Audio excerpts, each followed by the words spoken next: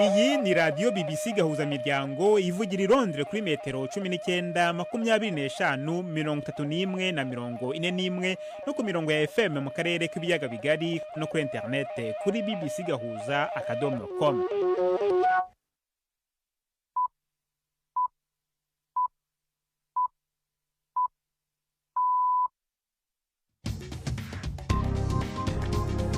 Ubu ni saa 10 n'igice ku isaha mpuzamahanga ya GMT, ni saa 12 n'igice ku isaha yo mu Rwanda no mu Burundi. Muri studio muri kumwe na Jacques Niyitegeka. Izi ni ingingo z'ingenzi zigize aya makuru. Mu Rwanda, Minisiteri y'Ubuzima yatangaje ko mu gihugu hamaze kugaragara indwara ya Marburg igaragaza ibimenyetso nk'icyorezo cya Ebola. Umutwe wa M23 Rwanda n'ingabo za leta ya Repubulika ya Demokarasi ya Kongo mu burasirazuba bw'icyo gihugu urahakana ibivugwa n'icyegeranyo gishya cy'umuryango mpuzamahanga urengera uburenganzira bw'ikiremwamuntu ku isi Human Rights Watch cy'ushinja kurasa ku nkambi z'abavanywe mu byabo n'intambara.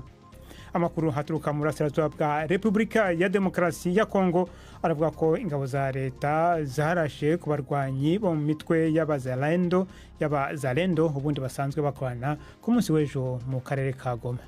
Natwe byadutangaje ubu, natwe na n'ubu ni inkuru yatangaje abantu benshi. Abaturage na n'ubu baracyari muri kese ni ibintu byashize abaturage mu rungabangabo, kuko umuzalendo nta kibazo afitanye na FRDC. Tubafitiye n'ikiganiro baza muganga. Mwiriwe mwese, ikaze muri aya makuru yo kuri wa gatanu turi ku itariki ya 27 z'ukwezi kwa 9.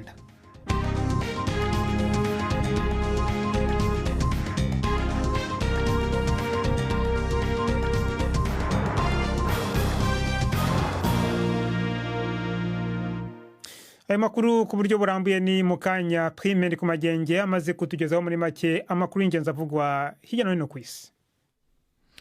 Mwijambo yashikirije mu nama ya bose ya ONU, umushikiranganje wa mbere wa Israel Benjamin Netanyahu yavuze yuko igihugu ciwe kiri mu ntambara kigwanira ubuzima nabo yise abansi bateye unyamaswa. Netanyahu yavuze yuko igitero ca Israel kuri Hezbollah muri Liban kizobandanya gushika ivyo kigamije bishitsweko. Habaye kuzomera bamwe mu ntumwa nabo barasohoka igihe Netanyahu yafata ijambo, nubwo hari kandi n'abaje barakoma amashi mu gihe yariko arashikiriza ijambo. Uwo mutegetsi wa Israel yagirije inama ya bose ubwayo kuba umwonga ugwanya abayahudi.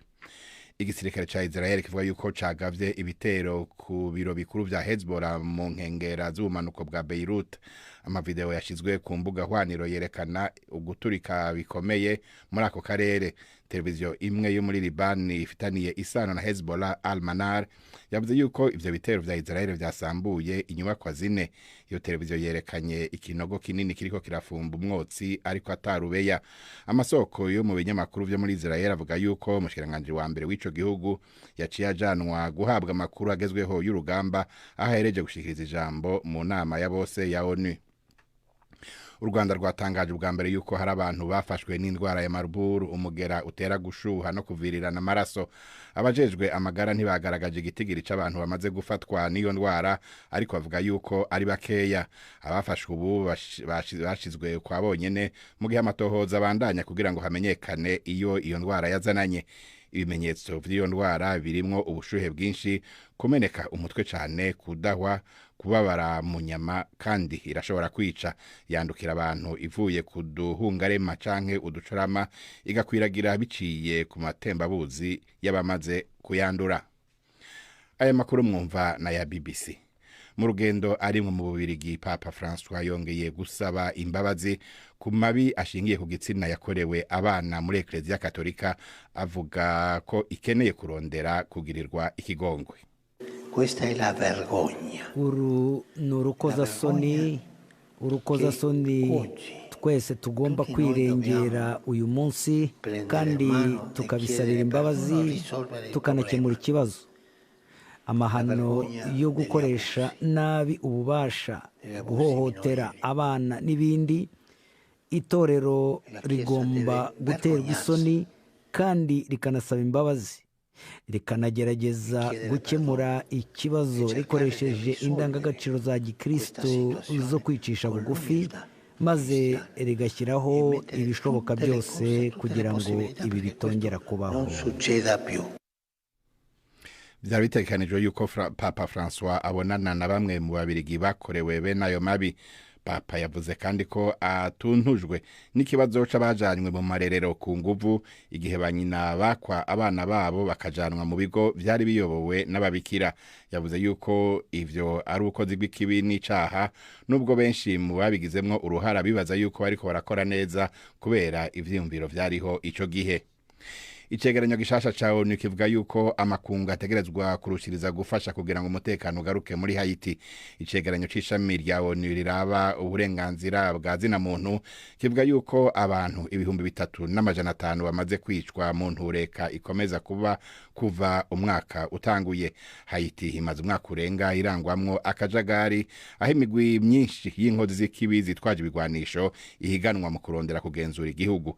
Ni inkuru ya Imogen Fuchs ari Geneve mwumva mwijuru rya Florentine Kwizera. Icegeranyo kivuga yuko Haiti iri mu vyara vy'ubwicanyi butagira insiguro, aho abantu ibihumbi bicwa n'imigwi y'inkozi z'ikibi zitwaje ibigwanisho bakanyuruzwa canke bagahatirwa kuyijamwo. Ubuzima busanzwe ntibukivugwa, ivyo gutunganiriza abanyagihugu vyarahagaze. Abanyahayiti 1,600,000 bugarijwe no kwicwa n'inzara. Abapolisi 430 bava muri Kenya bo gufasha kugarura umutekano barashitse muri Haiti mu kwezi kwa gatandatu, ariko icegeranyo c'uyu munsi kivuga yuko ubwo butumwa bukeneye abandi benshi, ibikoresho bindi n'ubundi buryo bw'amafaranga. Gisaba kandi yuko hafatwa ingingo ruhasha ku migwi y'inkozi z'ikibi yaho muri Haiti, harimo kutaronswa ibigwanisho, gufatira umutungo no kubuza ingendo. Perezida wa Ukraine Volodymyr Zelensky yagiranye ibiganiro na Donald Trump mu gihe abandanya kurondera gushigikira igihugu ciwe muri Leta Zunze Ubumwe za Amerika imbere y'amatora y'umukuru w'igihugu mu kwezi kwa 11. Abo bagabo babonaniye ku nyubako ya Trump izwi nka Trump Tower i New York. Bagaragaje ivyiyumviro bitandukanye mu majambo yo kugurura ibiganiro. Zelensky yavuze ingene bikenewe yuko Ukraine yongererezwa inguvu kandi ko ikeneye gutsinda intambara. Trump we yavuze ko afise imigenderanire myiza na bombi Zelensky na Vladimir Putin w'Uburusiya. Yavuze yuko hamwe yotsinda amatora y'umukuru w'igihugu yo mu kwezi kwa 11 yoca atorera umuti iyo ntambara adatevye mu mwumvikano wobera mwiza impande zombi. Jacques. Urakoze Prime ndi ku magenge.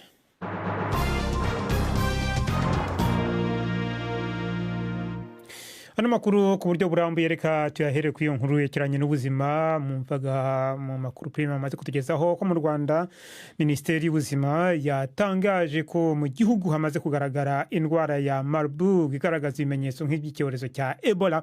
Imibare y'abamaze gufatwa n'iyi ndwara ntiyashyizwe ahagaragara ndetse ntibinavugwa igihe umurwayi wa mbere yabonekeye, uretse ko ngo abarwayi babonetse mu bitaro bitandukanye. Itangazo rya Minisiteri y'Ubuzima risohotse nyuma y'inkuru zatangiye kuzenguruka ku mbuga nkoranyambaga kuva mu ijoro ryakeye. Ni inkuru mugezwaho na Jean Claude Mwambutsa i Kigali. Itangazo rya Minisiteri y'Ubuzima ryasohotse kuri iki gicamunsi rivuga ko mu bitaro bitandukanye byo mu gihugu habonetse abarwayi bafite ibimenyetso by'indwara ya Marburg. Nta mazina y'ibitaro byagaragayemo abarwayi yavuzwe, kimwe nuko nta mubare uvugwa w'abamaze kugaragaraho ubu burwayi. Igihe iyi ndwara yaba yaragereye mu gihugu nacyo ntikigaragazwa. Gusa kuba Minisiteri y'Ubuzima ivuga ko indwara yabonetse mu mavuriro atandukanye nuko ishobora kuba yageze henshi mu gihugu.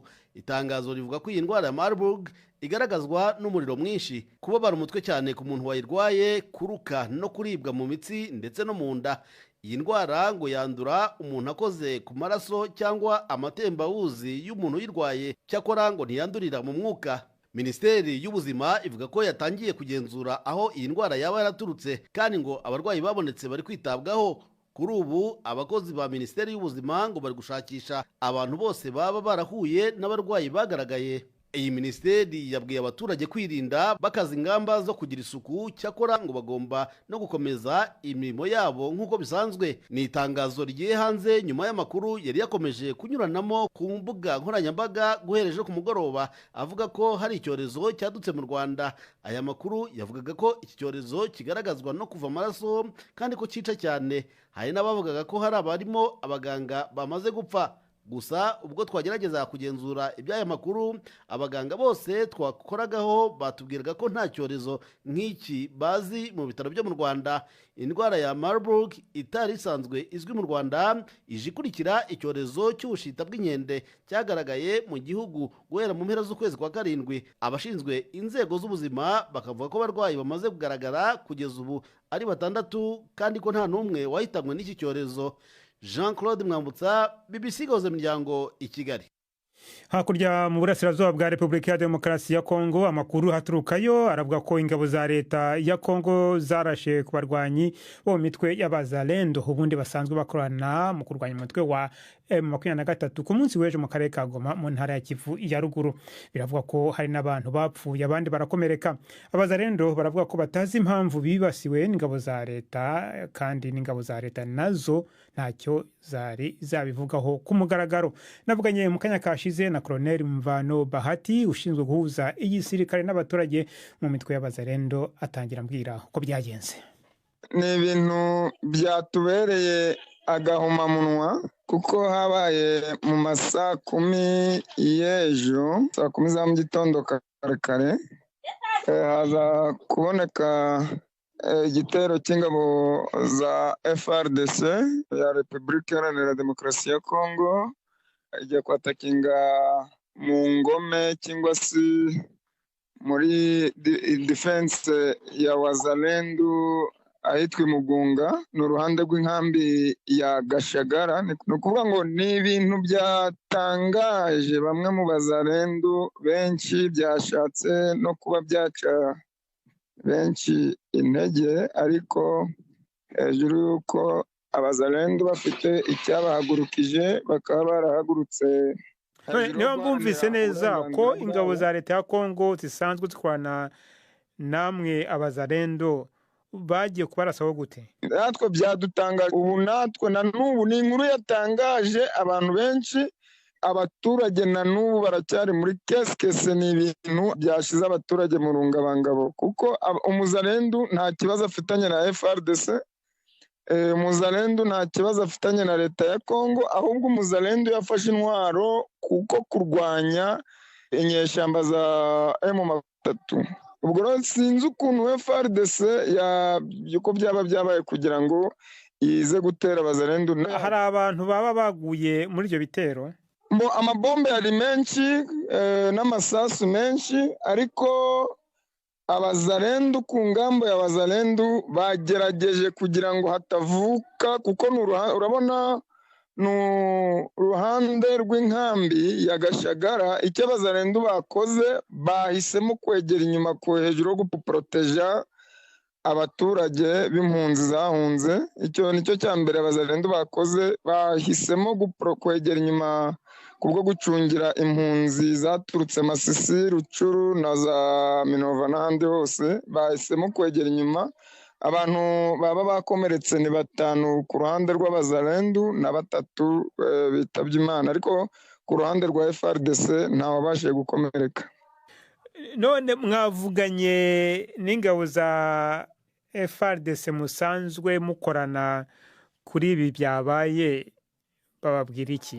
Abakuru baracyabigendamo, ariko na n'ubu nta gisubizo kiraboneka cyatumye batera abazalendo, uretse ko inkuru tugenda twumva uruhande nuko ngo bo baje gutera bazi ko ngo bari gushaka FDLR, nyuma baza gusanga bibeshe, basanga bateye abazalendo nabo ururimi ruvuga igiswahili, igihunde, kuko n'abazalendo bari bacanganye nabo kwa General Janvier Karahiri, umukongomani uvuga ururimi rw'igihunde.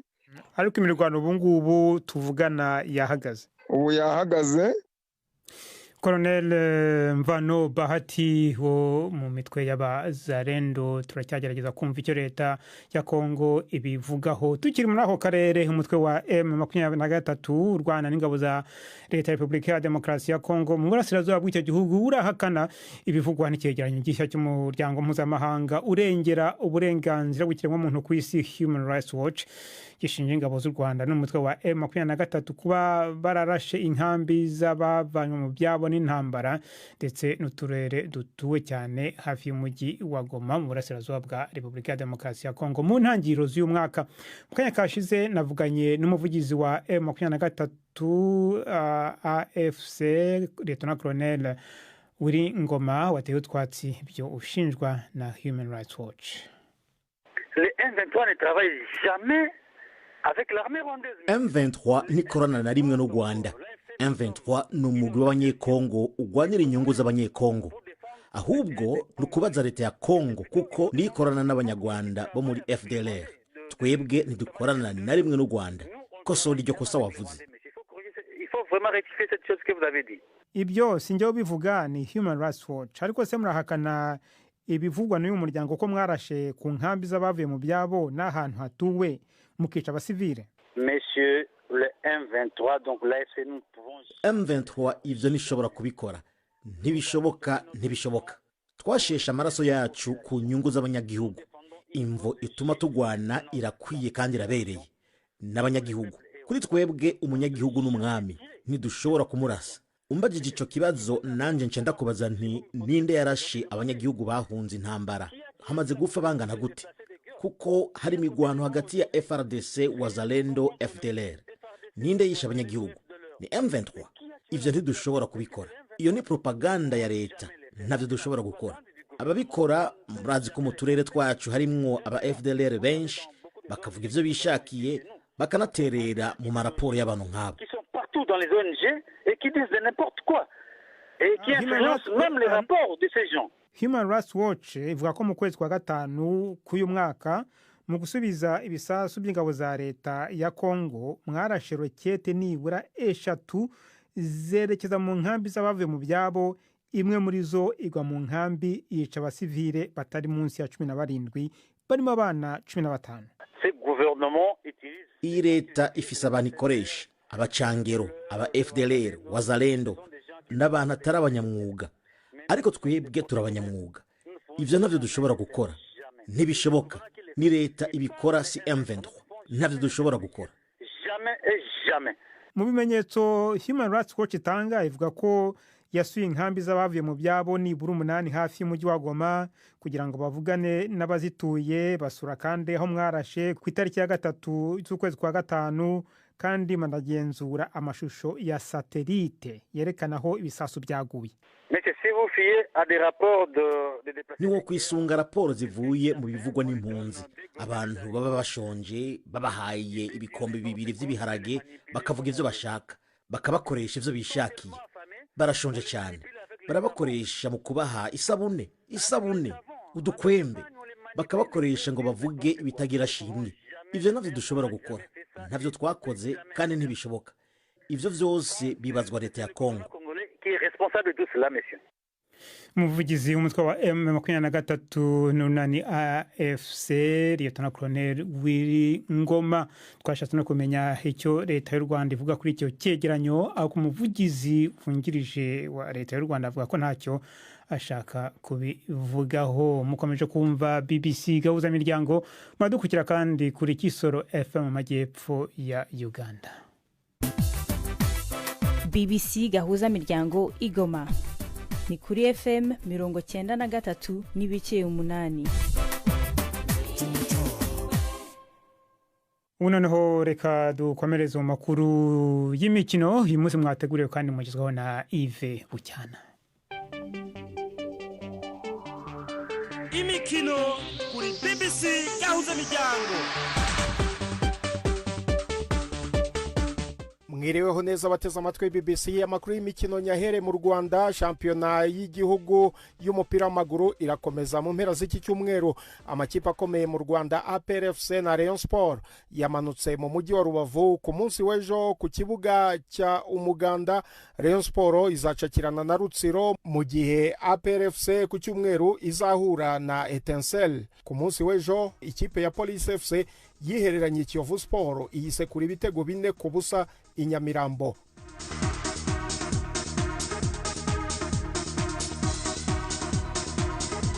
shampiyona y'ubwongereza irakomeza mu mpera z'iki cyumweru. Umukino ukomeye utegerejwe ku cyumweru hagati ya Manchester United na Tottenham. Hagati y'ayo makipe Manchester United yatsinze imikino 24 yo mu rugo yakinnye na Tottenham, ariko nyuma yo gutsindwa inshuro enye zikurikirana muri Premier League ikina na Manchester United hagati ya 2021 na 2022, ubu Tottenham ntiratsindwa mu mikino itatu iheruka gukina na Manchester United.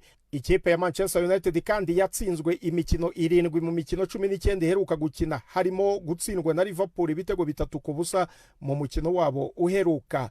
Kuva yabona amanota 18 mu mikino 6 ya mbere ya Premier League iyobowe na Ange Postecoglou, Tottenham yabonye amanota 18 gusa mu mikino yabo 15 ya mbere. Imwe mu yindi mikino iteganyijwe ku munsi w'ejo, Newcastle United izakira Manchester City, Arsenal izaba iri ku kibuga cyayo yakira Leicester City, ni mu gihe Chelsea izamanuka mu kibuga gukina na Brighton, naho ejo mwijoro ikipe ya Liverpool ikazakina ku kibuga cyayo na Wolverhampton. Icyo wamenya kandi mu Bwongereza kuri Manchester City, umutoza wayo Pep Guardiola yatangaje ko umukinnyi wo hagati Rodrigo atazongera kugaragara mu kibuga kugeza shampiyona irangiye kubera imvune ikomeye yo mu ivi yagize ubwo City yanganyaga na Arsenal ibitego 2-2 mu mpera z'icyumweru gishize.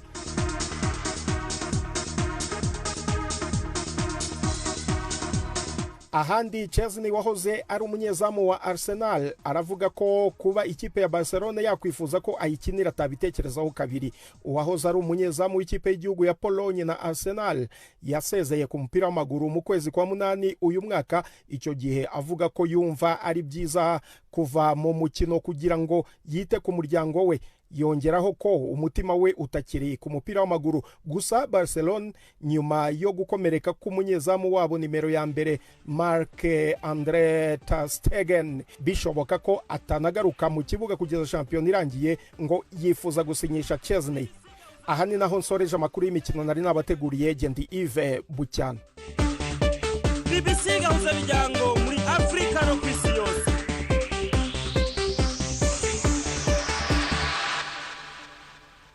Urakoze Yves Bucyana kuri makuru y'imikino. Mu kiganiro cy'imvunimano cyo ku munsi w'ejo kuwa gatandatu tuzabagezaho igice cya kabiri y'iki kiganiro twabagejejeho kuwa gatandatu ushize. Cya kiganiro cyabwaga ku isabukuru y'imyaka 30 ishize BBC gahuza miryango imaze itangiye. Noneho n'umwanya w'ikiganiro baza muganga imunsi mwateguriwe kandi mugezwaho na Yvette Kabatesi.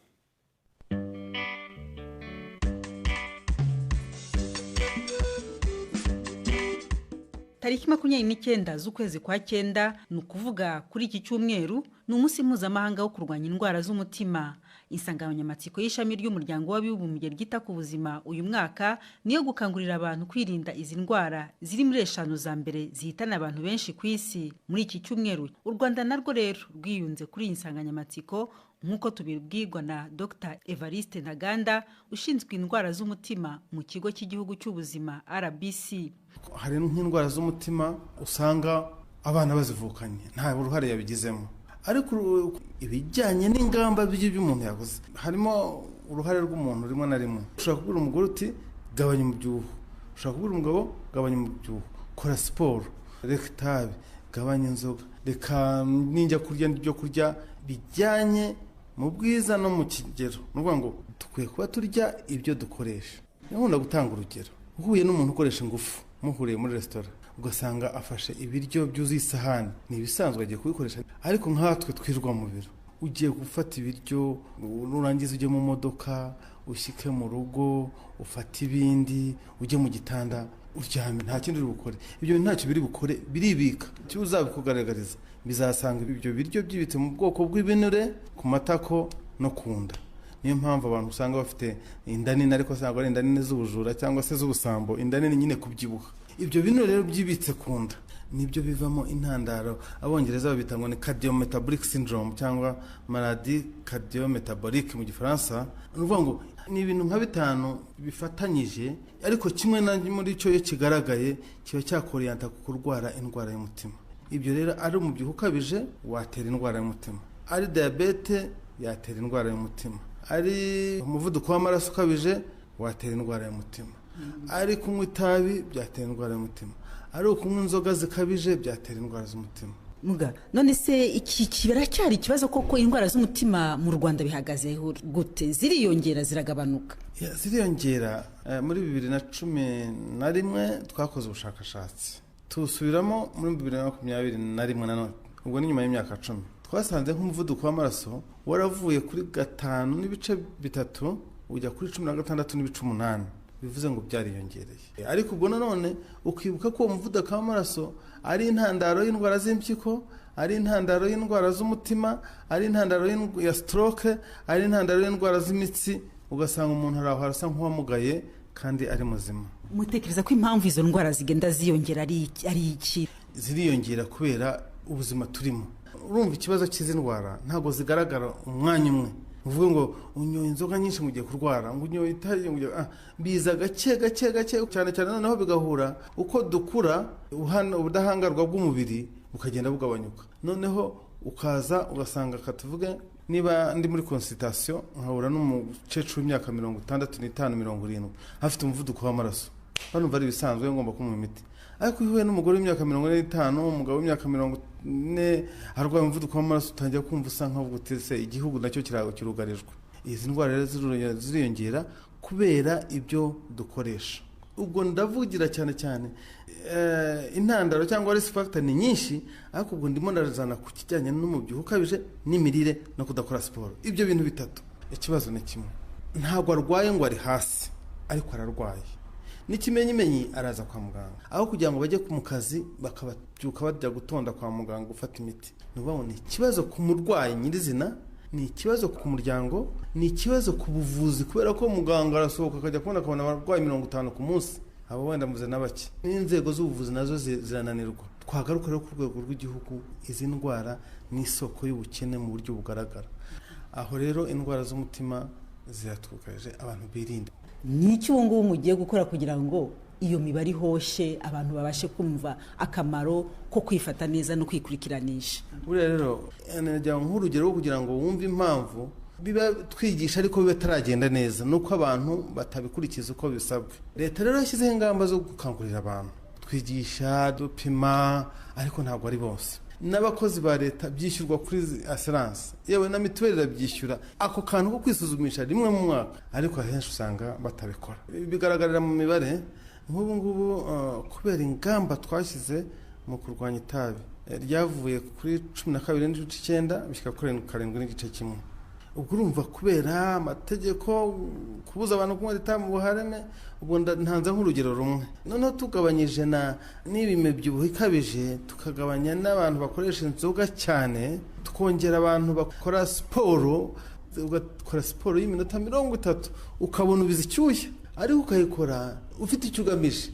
No kuba rero abantu bafata ingamba zo kwirinda indwara zitandura, cyane cyane indwara z'umutima, cyane ko ziri mu ndwara za mbere nk'eshanu zica abantu no mu Rwanda. Dr. Evariste Ntaganda watubwiraga ibikwiye gukorwa kugira ngo umuntu yirinde indwara z'umutima. Ni naha rero dusoreje, muramuke neza.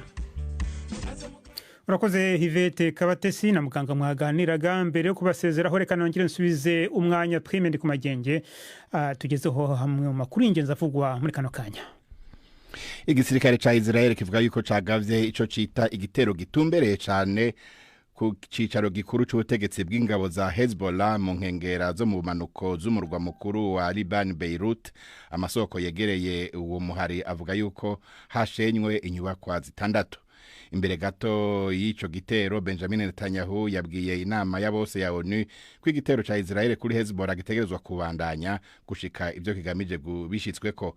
Abatari bake mu ntumwa basohotse igihe yafata ijambo.